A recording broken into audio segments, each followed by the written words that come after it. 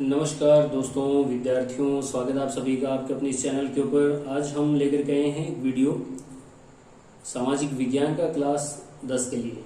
तो 10वीं क्लास के विद्यार्थियों के लिए विशेष महत्वपूर्ण कुछ प्रश्न हैं जो आपके साथ में साझा कर रहा हूँ। सामाजिक विज्ञान के पाठ 1 और 2 से संबंधित है। और पहला प्रश्न आपके सामने, अशोक स्तंभ के लिए प्रसिद्ध स्थल कौन सा है? कौशाम्बी, तक्षशिला, उज्जैन, सारनाथ। तो इसका राइट आंसर सारनाथ हो जाएगा। दूसरा प्रश्न है, अशोक के अधिकांश अभिलेख कौन सी लिपि में है?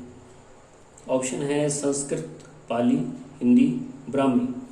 तो अशोक के जो अधिकांश अभिलेख हैं वो ब्राह्मी लिपि में हैं और भाषा इनकी प्राकृत मिलती है विद्यार्थियों। तीसरा प्रश्न है, जैसा कि आप देख पा रहे हैं, भारत में मुगल वंश का संस्थापक कौन था?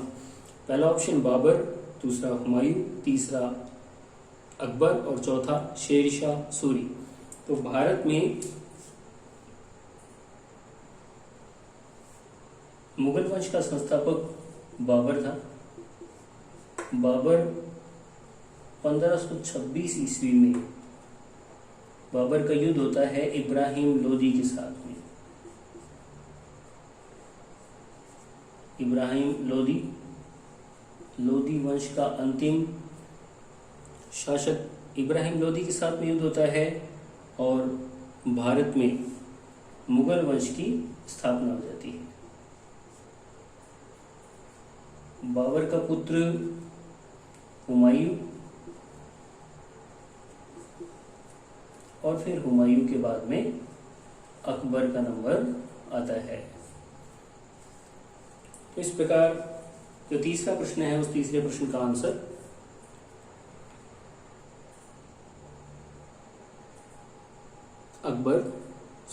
बाबर हो जाएगा। चौथा प्रश्न है, मौर्य वंश की स्थापना कब हुई थी? तो ऑप्शन है 326 ईसा पूर्व में, 322 ईसा पूर्व में, 300 ईसा पूर्व में और 200 ईसा पूर्व में। 326 ईसा पूर्व में नंद वंश का शासक नाम था घनानंद। ये घनानंद शासन कर रहा था और इस घनानंद से परेशान थी यहाँ की जनता। तो चाहते थे कि ऐसा कोई शासक हो जो पश्चिमोत्तर भारत से होने वाले जो आक्रमण हैं, सिकंदर के जो आक्रमण हैं, उन आक्रमणों से रक्षा कर सके और साम्राज्य को संभाल सके।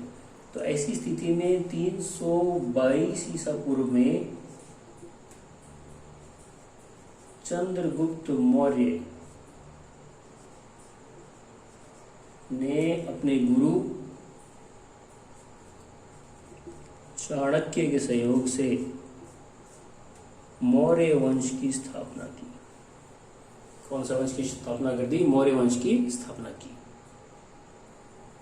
तो चौथे प्रश्न का आंसर हो जाएगा 322 ईसा पूर्व। पांचवा प्रश्न है, मौर्य वंश का संस्थापक कौन था? चंद्रगुप्त मौर्य, बिंदुसार, अशोक, चंद्रगुप्त विक्रमादित्य। तो चंद्रगुप्त विक्रमादित्य जो चौथा ऑप्शन है वो तो गुप्त वंश का संस्थापक है, गुप्त वंश का शासक है। अशोक बिंदुसार का पुत्र है, बिंदुसार चंद्रगुप्त मौर्य का पुत्र है और चंद्रगुप्त मौर्य मौर्य वंश का संस्थापक है।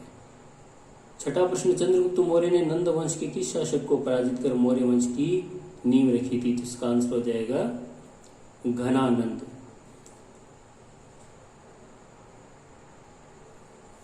अगला प्रश्न, नालंदा विश्वविद्यालय की स्थापना किस गुप्त शासक ने की थी? चंद्रगुप्त, दूसरा ऑप्शन है कुमारगुप्त, तीसरा है समुद्रगुप्त और चौथा है श्रीगुप्त। तो भाई विद्यार्थियों, चंद्रगुप्त तो गुप्त वंश का संस्थापक था। दूसरा है कुमारगुप्त महेंद्रादित्य।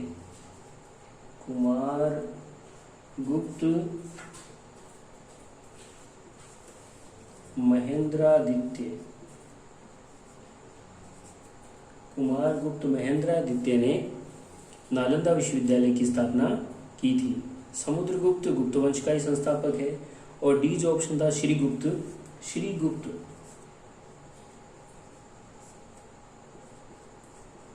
गुप्त वंश के संस्थापक।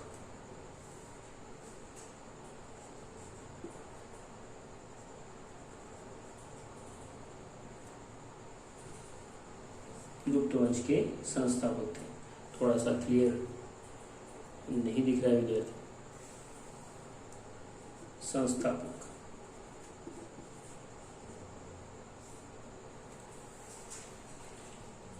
अगला प्रश्न, यूनानी साहित्य में अमित्रोचेटस के नाम से किसे जाना गया है? बिंदुसार, अशोक, चंद्रगुप्त मौर्य और समुद्रगुप्त। तो इसमें विद्यार्थियों जो बिंदुसार है,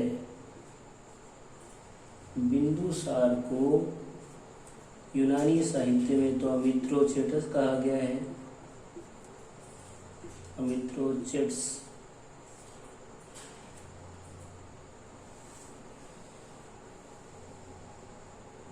वायु पुराण में भद्रसार कहा गया है और जैन ग्रंथों में सिंहसेन कहा गया है। यूनानी साहित्यकारों ने अमित्रोचेटस कहा है, भद्रसार वायु पुराण में कहा गया है और जैन ग्रंथों में सिंहसेन के नाम से जाना गया है। किसे? बिंदुसार। तो इसका राइट आंसर हो जाएगा बिंदुसार। अगला प्रश्न है, शक विजय के उपरांत विक्रमादित्य की उपाधि किसने धारण की थी?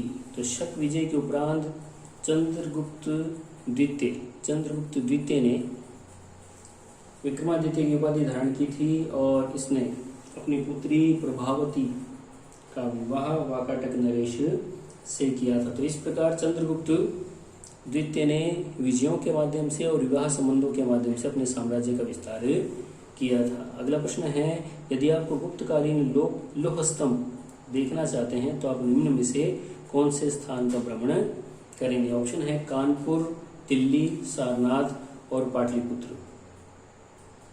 देखिए विद्यार्थियों, अगर हम लौह स्तंभ देखना चाहते हैं तो दिल्ली, कुतुब मीनार के पास मेहरौली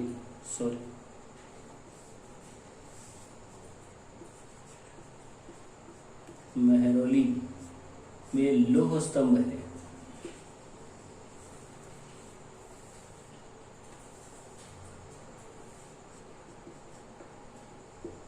और कहते हैं कि ये लौह स्तंभ, कुछ किताबों में तो विद्यार्थियों 1300 वर्ष लिखा हुआ है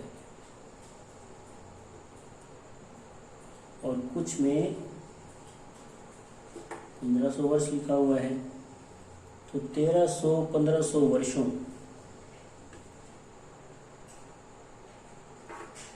से लगातार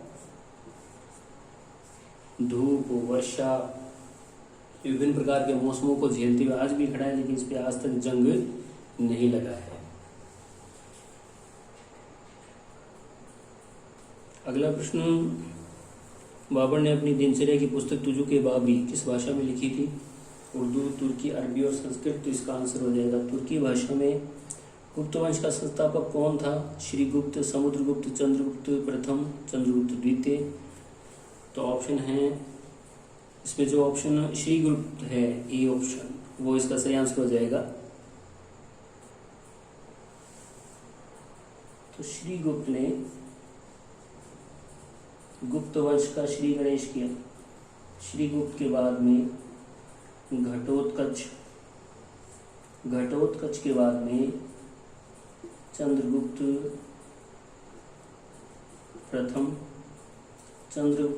के बाद में समुद्रगुप्त, और अभी थोड़ी देर पहले हमने पढ़ा था चंद्रगुप्त द्वितीय, जिन्हें चंद्रगुप्त विक्रमादित्य के नाम से भी जानते हैं। इस प्रकार इनकी वंशावली चलती है, आगे भी गुप्त शासकों के नाम हमें मिलते हैं। तो इसमें जो श्रीगुप्त और जो घटोत्कच थे, इन्होंने महाराज की उपाधि धारण की थी। चंद्रगुप्त प्रथम को गुप्त वंश का वैसे वास्तविक संस्थापक माना जाता है, जिसने गुप्त संवत का प्रारंभ भी किया था, गुप्त संवत चलाया था।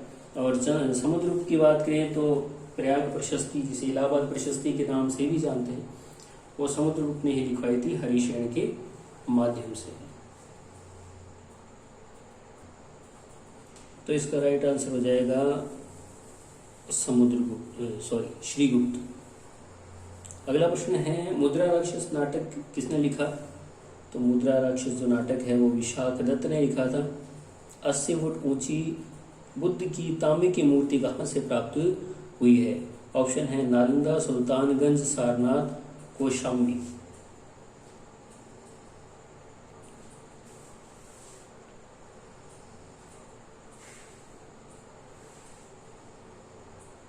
तो इसमें जो 80 फुट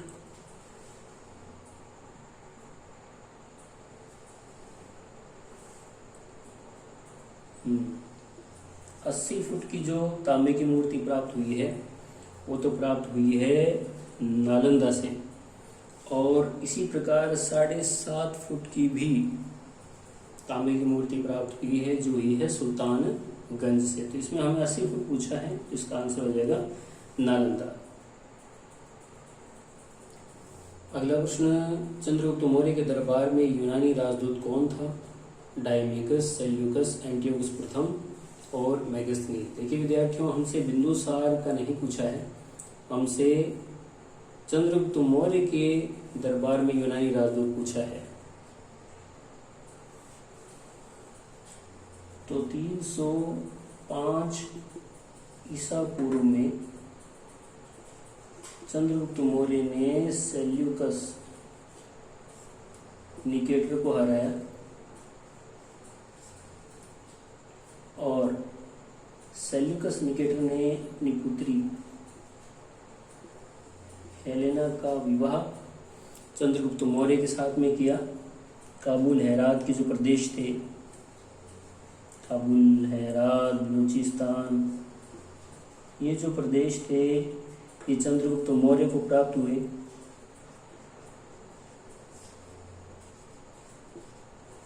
और चंद्रगुप्त मौर्य ने 500 हाथी सेल्यूकस निकेटर को भेंट दिए, भेंट स्वरूप प्रदान की।